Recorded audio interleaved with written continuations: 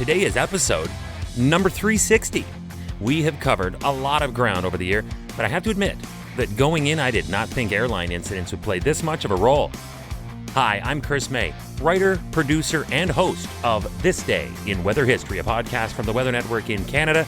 Today we go back into what are supposed to be the friendly skies. This Day in Weather History. Today we look at the curious case of a BMI Airbus bound for Cyprus from Manchester, England. This chartered holiday flight had stopped over for a routine refueling in Cyprus. Then after that, 1 hour, what they call a turnaround, they departed again for their final destination, Manchester. They got up into the air, and after a short while, everything went wrong. The flight hit a powerfully turbulent storm over Germany 90 minutes before it was due to land. But this was all weather-related this time, and today's story is the first this year where human error played no role. Rather, the crew were praised for saving all lives on board. More on that coming up. A spokesperson for the airline later said that while the aircraft was badly damaged, none of its operational systems were affected. That might have been the saving grace because outside the body of this craft, that was not the case. The pilot's window was cracked by the large hailstones. Good Lord, how big were those hailstones? The plane flying through the storm was in the towering cloud formation, cumulus formation that was fueled by intense updraft.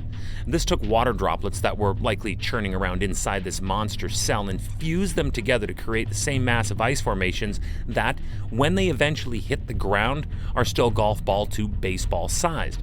But this plane was in the belly of the beast, where the supercooled water droplets were at their most impressive. The plane pitched and rolled violently as it ran into the severe intercloud turbulence, with huge hailstones pounding its exterior. One passenger said that it felt like they were suffering a showering of bullets, and then came a mighty thump. At that point, everyone was screaming. Remember that This Day in Weather History can be enjoyed a number of ways. Right now, you are listening to the full version of today's story on your favorite podcast provider, but there is also the daily podcast video short. They are shot right here in my podcast recording studio, so you get that perspective, and oftentimes they will include visuals from that day's event, from when it happened in weather history. So after listening to the full story, go check out the podcast video short on television or online anytime at theweathernetwork.com/weather history. Right, people screaming. Let's pick it up. Thrown to the ceiling, chucked to the floors, they feared for their lives as the plane was caught in this heavy turbulence. But here's where I mentioned earlier that the crew were praised for their efforts. Passengers said that the crew had everything under control, and none of the 213 passengers or 8 crew members was seriously hurt.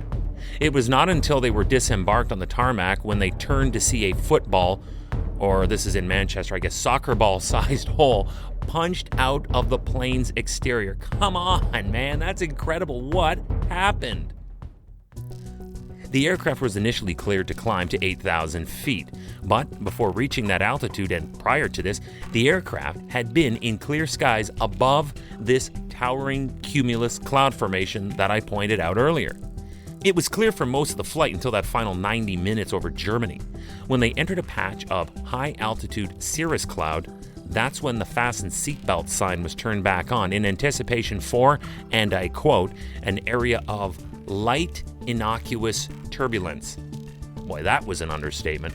Approximately 20 seconds later, however, the turbulence increased from moderate to severe. The autopilot setting disconnected, and the aircraft climbed rapidly above its assigned level. That's when the intense hail began to strike the aircraft.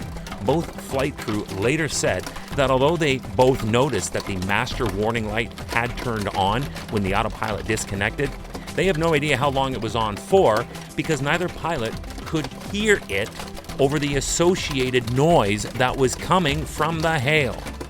I can only imagine the immensity of those hailstones that hit this plane this day in weather history. Hey, do you like the podcast? We'd love to hear from you. If you have an idea, go right now to wherever you're listening to me and rate us if you would, please. It's on a 5-star system, and we would love as many stars as you can afford. So rate us, but then also review us. This way we can always stay on top of how you'd like to see the show evolve. then remember to subscribe to this podcast. Click the subscribe or follow button right there on the very same podcast homepage you're listening on. You'll be immediately reminded that the next day is ready to listen to, and you also have access to every episode in the archives. It dates back to June 1st of 2020, so there is a lot that we got to get caught up on this day in weather history. Tomorrow is May 27th, and it is episode number 361. With only 5 more days to go until our anniversary, we were looking ahead to some amazing stories still this year. We have the Barrie tornado of '85, the 1948 Oregon flood where a whole city disappeared, and a shipwreck with a most unusual circumstance surrounding how it sank.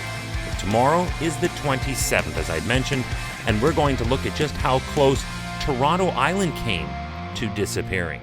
That's tomorrow on This Day in Weather History with me, your host, Chris May.